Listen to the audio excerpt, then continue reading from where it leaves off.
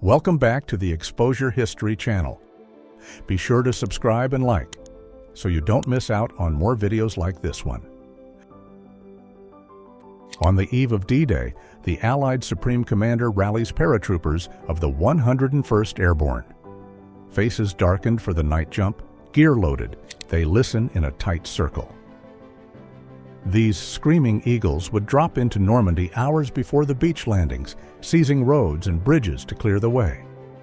A German reconnaissance platoon rolls down a quiet French road on bicycles, rifles slung and helmets on. Fuel was scarce, engines loud, and bikes solved both problems. Armies across Europe used them for patrols and messages.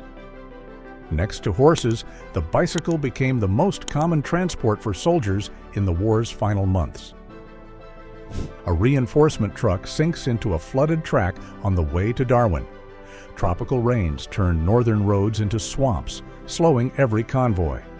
Weeks later, 188 Japanese aircraft would strike the port in 2 raids, the largest attack on Australian soil. Crews like this wrestled vehicles free, then kept driving north to the fight. A Polish soldier cradles his monkey mascot aboard a Royal Navy destroyer bound for Tobruk. He serves with the Polish Independent Carpathian Rifles, a unit formed in 1940 in French-ruled Syria from exiled troops after Poland fell. Led by General Stanisław Kopański, they fought with distinction in North Africa. Mascots like this boosted morale at sea. On the road into Darwin, soldiers pause for a photo in knee-deep mud. The town was small and poorly equipped, yet vital for defending northern Australia. Nearby, new RAN and RAAF bases guarded the Arafura Sea. Before long, Japanese raids would test these routes and the men who kept them open. German soldiers pause at a fresh grave, helmets in hand. The cross holds a comrade's name and a field helmet. Scenes like this were common. About 5.5 million German soldiers died in the war, and up to 9 million Germans overall. A British officer points to a rough map of Europe, briefing troops for Operation Overlord. It is June 1944, and the Channel is their road to France. The invasion was delayed 1 day for the weather. These men will land on Normandy's beaches at dawn, part of the largest seaborne assault in history. Neighbors crowd a long table under fluttering flags, one of thousands of VE Day street parties. On May 8, 1945, Germany surrendered, and church bells rang again. Food was still rationed, yet families pooled sugar, eggs, and jam for cakes. German soldiers share a rare light moment, teasing a sleeping comrade in a field car. The year is 1940, when the Wehrmacht's blitzkrieg rolled through Denmark, Norway, the Low Countries, and France. Many in scenes like this were teenagers. Their new mechanized army moved faster than any in Europe's history. Children step off trains into East Anglia, clutching cases and gas mask boxes. It's September 1st, 1939, the day Germany invaded Poland and Britain began mass evacuations. The UK declared war 2 days later. Operation Pied Piper moved more than 1 million children to the countryside within weeks, separating families to keep them safe. German troops rest while escorting French prisoners near Maine, June 1940. The rapid Battle of France lasted just 6 weeks. Germany used fast armor, aircraft, and radios to split Allied lines. About 1.5 million French soldiers were taken prisoner. Western land fighting paused here until the Allied return at Normandy in 1944. Flames pour from a farmhouse as German soldiers rush from cover, chased by Allied fire. In occupied France, air raids were constant. A U.S. survey later found that 21.8% of all Allied bombs dropped in Europe fell here. With the Luftwaffe fading, ground units learned to move fast or be caught in the open. Flying Officer Leonard Ace Haynes rests on his Spitfire Mark I at Foulmere. He flew with number 19 Squadron in the Battle of Britain and is credited with 6 enemy aircraft. Born in 1919, he joined the RAF in 1937. After the battle, he trained new pilots, but later died in a flying accident in West London. Black smoke boils over Darwin's shoreline as oil tanks burn after the Japanese air raids. 2 waves, 188 aircraft, struck the port and airfields, sinking ships and wrecking wharves. It was the largest attack on Australia by a foreign power and caused the nation's worst wartime death toll. The city burned for days. Under a bright Pacific sky, sailors service a Grumman TBM Avenger. Ordnancemen clean and test the 50 caliber guns, including the turret weapon. The Avenger was the U.S. Navy's rugged torpedo bomber, flown from carriers in 1944 to 45. One young Avenger pilot was future President George H.W. Bush, shot down over Chichijima, June 6, 1944. Inside a Higgins boat, American soldiers crowd the ramp as Omaha Beach comes into view. Smoke rises from the bluffs ahead. Many are from the 1st and 29th Infantry Divisions. Omaha was one of 5 landing zones and the costliest of the day. Hidden under a cover of branches, a German MG-34 team checks the belt and sights. Heavy machine gun squads usually had 6 men, gunner, loader, and carriers for ammo and a tripod. The MG-34 was famous for smooth firing and quick barrel changes, but it was expensive and slow to build, limiting how many units received it. Mud clings to the boots of 101st Airborne paratroopers as they circle a shattered Waco glider in Dutch Fields, August 18, 1944. Many gliders broke apart on landing. Some carried medics, guns, or jeeps. These men, likely of the 501 PIR, landed behind German lines during Operation Market Garden. This crash cost lives. Mud swallows his boots as a Sherman crewman picks his way past the house, while his tank idles and sinks by inches. Autumn rains turned German farmyards into traps, clogging tracks and stalling columns. The M4 Sherman, America's most produced tank, could outpace roads, but not this muck, so crews often hauled tools and rations on foot. American and Soviet soldiers crowd together in Grebo, Germany, celebrating victory in 1945. Weeks earlier, on 25th of April, the armies met on the Elbe near Torgau, a handshake that split Nazi Germany in 2. Grins and nerves mix at RAF Harwell on the 5th of June, 1944. Pathfinders of the 22nd Independent Parachute Company clutch their toy mascot, Pegasus, the emblem of British airborne forces. Hours later, they would jump first into Normandy, marking drop zones for the invasion. Many were barely in their 20s. Beachgoers watch a giant shape slide over the sea, the German airship Graf Zeppelin. It cruised close to Britain in 1931, years before war. The Zeppelin was a passenger craft that also served propaganda tours and stretched longer than 2 football fields. Its quiet shadow hinted at threats soon to come. A family peers into a fresh Anderson shelter in Fenham, Newcastle. The hut is corrugated steel, half buried, and covered with earth to stop blasts. Most were built in back gardens and held 6 people. Britain issued over 2 million by 1941, free to low-income households, and they saved countless lives during raids. Arm in arm, an American G1 and his British bride smile for a wedding photo. Wartime love was common in 1944. Thousands married between air raids and postings. After victory, about 60,000 British war brides sailed to the United States. Many traveled on troop ships, carrying 1 suitcase and big hopes for a new home. Scraped and torn, a consolidated liberator of RAF number. 70 Squadron limps home after a daylight strike on Monfalcone in 1945. It wasn't enemy flak, but a bomb from a higher formation, friendly fire, that blasted away the mid-upper turret's perspex. Pilot Wally Lewis remembered watching it fall, growing larger, then smashing the fuselage. An American infantryman sights along his M1 Garand from a shallow foxhole, steady behind roots and mud. The M1 was a semi-automatic rifle with an 8-round clip that ejected with a sharp ping. The United States was the only nation to issue such a rifle to most soldiers, giving them faster shots under fire. Stripped to underwear and steel helmets, a German gun crew readies an 88 mm. The weapon, designed for anti-aircraft fire, became Germany's most feared tank killer, knocking out armor at over a mile.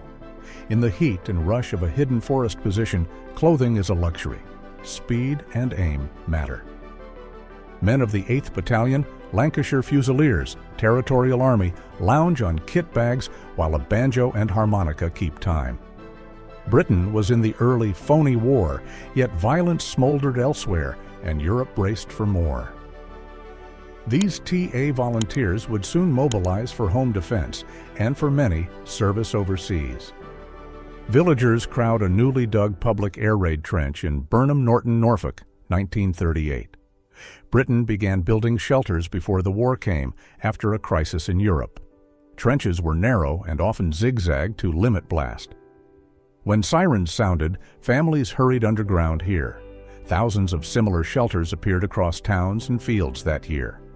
Leningrad, 1943.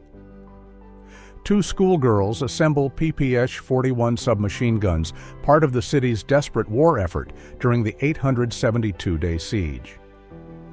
Cut off since September 1941, Leningrad endured starvation, while many children escaped via the Road of Life over Lake Ladoga. Kursk, summer 1943. A German soldier pauses for a drink, an iron cross at his neck, as the Eastern Front grinds on. The battle around Kursk in July to August became the largest tank clash and the first time a major German offensive failed to pierce defenses. Teenage soldiers of the 12th SS Panzer Division, recruited from Hitler Youth born in 1926, crawl through tall grass to fight British forces. The unit earned a brutal reputation, committing war crimes against civilians and prisoners. It served on both fronts and first saw combat near Caen on the 7th of June 1944, the day after D-Day.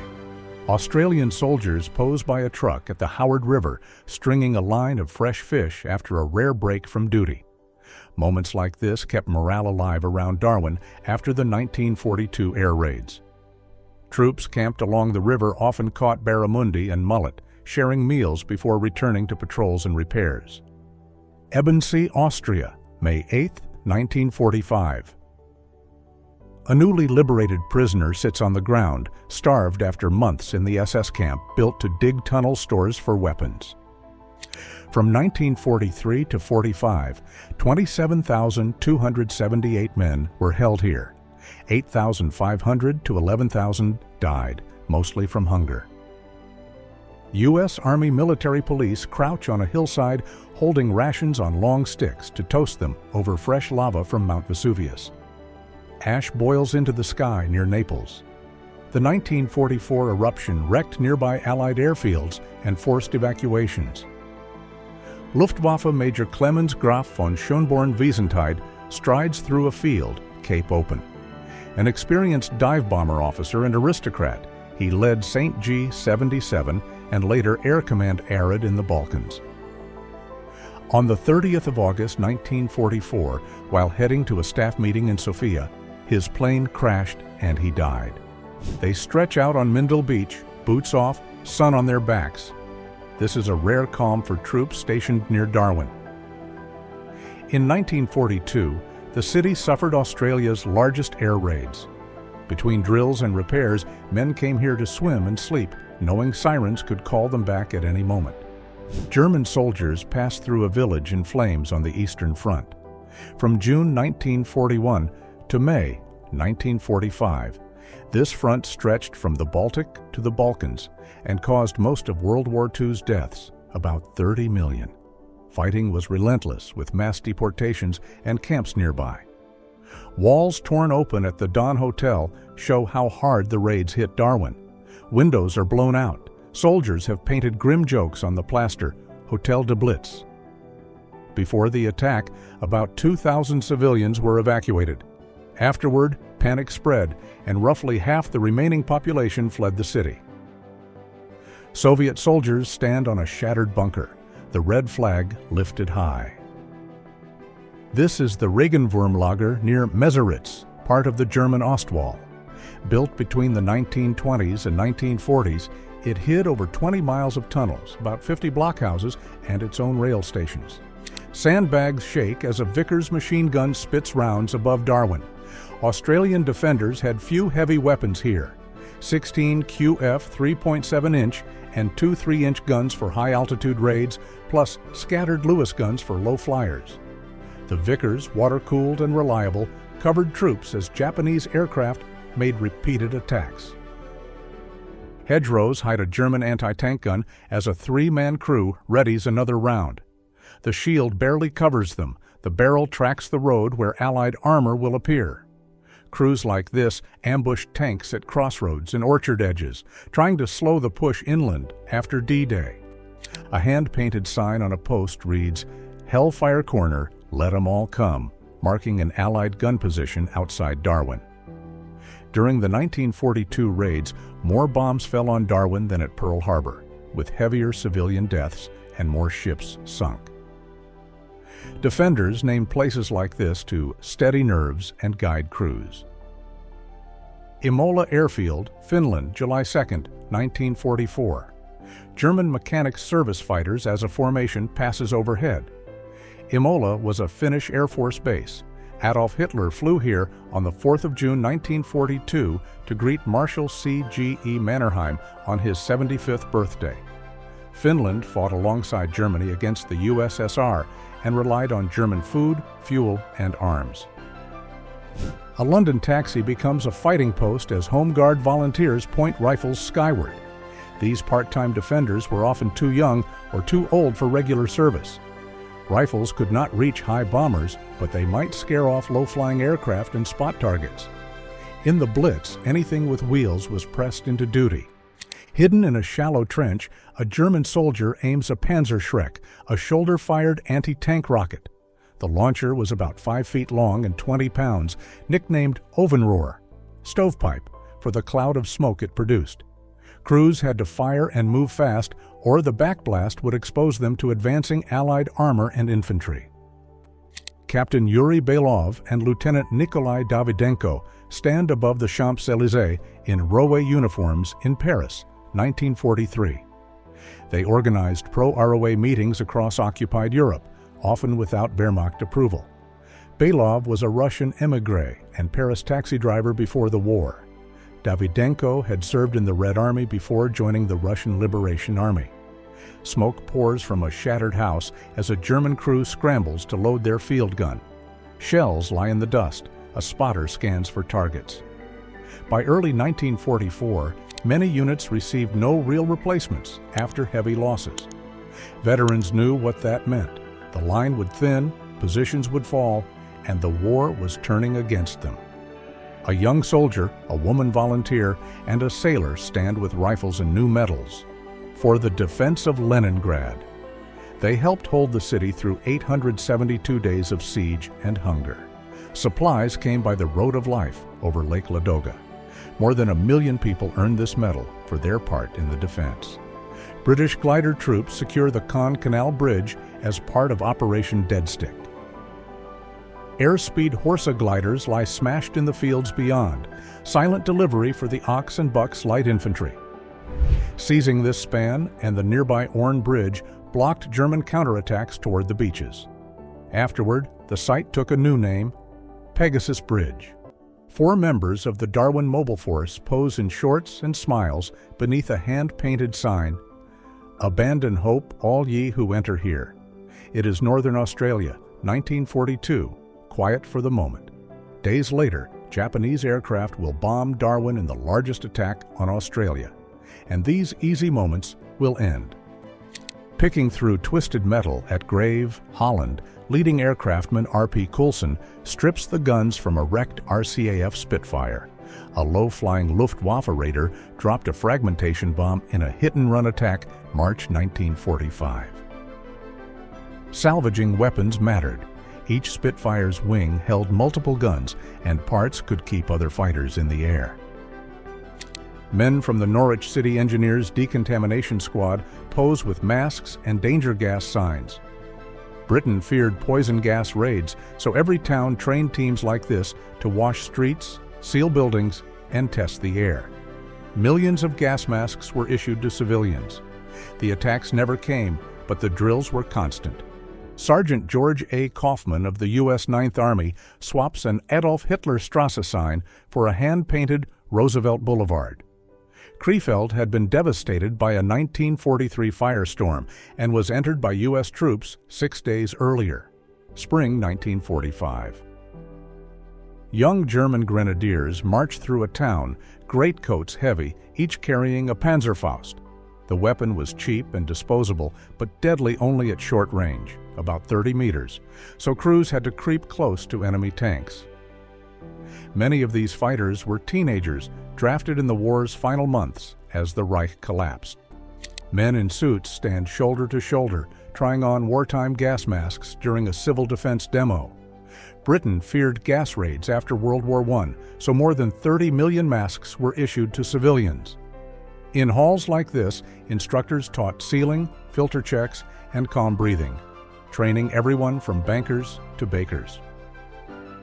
A small boy sits on the ruins of his London home, clutching his teddy.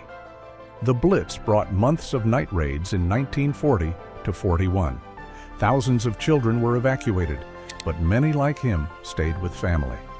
Toys often survived when houses did not, and they became anchors of comfort in the smoke and dust. Resting on the tarmac, 101st Airborne Screaming Eagles wait beside a CG-4 Waco glider, its chalked joke reading, "Look, no motor." Moments later, they'll launch for Operation Market Garden, September 1944. These gliders carried infantry, jeeps, and supplies into Holland, landing in rough fields to seize bridges for the Allied advance. North Africa, 1941. 5 Luftwaffe officers crowd into a staff car, sunglasses and tropical uniforms on. Their job, keep Rommel's Afrika Korps supplied with air cover and strikes across the desert. The Luftwaffe fought here from 1941 to 1943. On an Okinawa hillside, a Marine kneels beside his brother, palm to forehead, offering water and quiet words. Moments earlier, they watched a friend die. The Battle of Okinawa lasted 82 days and became the Pacific's costliest fight. Families sometimes served together, and scenes like this were common: grief, care, and endurance. Faces stern, helmets marked with a white W, Britain's air raid wardens sit for a portrait. These volunteers enforced blackouts, guided people to shelters, sounded gas warnings, and reported bomb damage. Every local council raised its own ARP teams, wardens, messengers, ambulance crews, and rescue parties, linking civilians with police and fire brigades during the Blitz. Night gathers at RAF Harwell. 4 Pathfinder commanders of the 22nd Independent Parachute Company huddle beneath an Albemarle, sinking watches before liftoff. It's 11:30 p.m., 5th June 1944. In hours, they will jump ahead of the main force, mark drop zones for the British 6th Airborne, and open the way for D-Day. A lone elderly woman crosses a street of rubble. Behind her, a church lies open to the sky, and German tanks sit burned out. Late in the war, Allied air power ruled the day. With little Luftwaffe cover, German armor suffered heavy losses and often moved only at night to survive. American soldiers moved through a shattered street in Messina, Sicily, rifles ready. Dust still hangs after the bombardment that forced Axis troops to flee across the strait. The Sicily campaign opened the way to the invasion of mainland Italy weeks later. Danish resistance fighters smile over a captured street, their armbands and seized weapons showing who rules now. Germany had occupied neutral Denmark since April 1940. About 3,000 Danes died under occupation, and over 1,000 Danish merchant sailors were lost serving the Allies. Many volunteers also fought and died on the Eastern Front with German units. Senior Sergeant Nina Scherschneva smiles from a trench. She was barely out of her teens, yet she carried 25 wounded soldiers to safety during the battles on the Crimean and Kerch peninsulas. Medics like her moved under fire without weapons, guided by bandages and courage. Many lives owe her those runs. Steam rises from tin cups as a YMCA mobile canteen serves tea to tired workers and wardens. These vans roamed bombed streets, offering drinks, snacks, and comfort after raids. Britain fielded hundreds of canteens across cities and airfields. Behind these small moments of care stood the deadliest conflict in history. Tens of millions lost. Soldiers of the Polish Independent Highland Brigade raised two fingers in oath. Formed in France in 1939 after Poland fell, the 5,000-strong unit trained for mountain warfare and took its name from Podhale. Led by General Zygmunt Szyszko-Bohuch, they later defended Brittany. Survivors were evacuated to Britain and Egypt or joined the French resistance. Children line up to leave the city, tags on coats and pillowcases with their names. Each carries a small gas mask box and a few clothes. This was Operation Pied Piper, Britain's mass evacuation. In 1939 alone, more than 1 million children were sent to the countryside to escape bombing. A muzzle flash lights the night as a 3.7-centimeter PK-36 fires at a Soviet position in East Karelia, October 20, 1943. The light gun, nicknamed the Door Knocker for its poor effect on tanks, still served in forests as infantry support. Finland kept independence after the Winter War, but lost Karelia. 2 Dutch soldiers fire from a brush-lined trench at Grebbeberg, May 1940. This fight was part of Germany's Fall Gelb offensive. The invasion began at 3:55 on May 10th. The German 207th Infantry Division aimed to seize the ridge in a day. Dutch resistance lasted 3, but the line finally broke. Bundled in flight gear, a B-24 Liberator gunner stands before his bomber's nose art, 1944. The B-24 was America's most built heavy bomber, serving the Army, Navy, and Allies from Europe to the Pacific. Fast and long-ranged for its day, it was soon eclipsed by newer, longer-range pressurized bombers like the B-29. SS Viking troops ride a Marder II tank destroyer on the Eastern Front. Their division was unusual. Many volunteers came from Denmark, Norway, Sweden, Finland, Estonia, the Netherlands, and Belgium, led by German officers. The Marder's long 75mm gun hunted Soviet armor. After years of fighting, Viking surrendered to U.S. forces in Austria in 1945. 2 U.S. infantrymen steal a quiet smoke in the snow, helmets rimed with frost, and M1 rifles resting by their knees. The place is unknown, but scenes like this were common in the winter campaigns, especially the Ardennes. GIs often received cigarette rations, a small comfort between patrols and firefights. On a muddy Italian hillside in 1944, a U.S. GI lights a Gurkha's cigar. The moment feels calm, even friendly. Gurkhas, elite soldiers from Nepal, were famed for courage and their kukri knives. The Italian campaign drew fighters from many nations, and scenes like this showed that shared grit crossed borders. In Tunisia's sands, January 1943, French SAS troopers paused beside local guides after linking the British 1st and 8th Armies near Gabes-Tozeur. These men began as Free French paratroopers. Major David Sterling folded them into the growing SAS. Operating from jeeps at night, they raided airfields and supply lines across the desert. Under the burning desert sun, a Polish soldier rides a gun jeep, the long ammo belt snaking toward his machine gun. Thousands of exiled Poles joined the British after 1939, forming units like the Carpathian Brigade.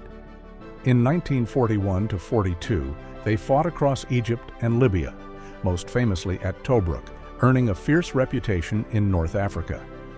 Through a muddy ditch, men of the 2 9th Gurkha Rifles train in Malaya in 1941. Ferns in hats, rifles ready, they practice jungle fighting before Japan arrives. More than 250,000 Gurkhas served in 40 battalions across the war. Known for the curved kukri and strict discipline, they earned a fearsome reputation. Paris, August 1944. Resistance fighters hold a sandbag barricade outside a brasserie, pistols and old rifles ready. Students, workers, and veterans stood together. In the week-long Paris uprising, hundreds of barricades like this appeared. The resistance also fed the Allies vital intelligence and helped downed airmen escape, quiet acts that shaped liberation. King George VI studies the men of Britain's 6th Airborne Division, March 1944. In less than 3 months, many of them would jump or glide into Normandy before dawn. Their task was to seize bridges and block German counterattacks. D-Day followed, the largest seaborne invasion in history, and opened the road to liberation. General Bernard Monty Montgomery scans the desert from a tank in late 1942. Weeks earlier, he had turned the tide at El Alamein. He stayed with the 8th Army through Tunisia, then led it into Sicily and Italy. In 1944, he directed Allied ground forces for D-Day and the hard fight across Normandy. If you like this video, make sure to subscribe to this channel so you don't miss out on anything.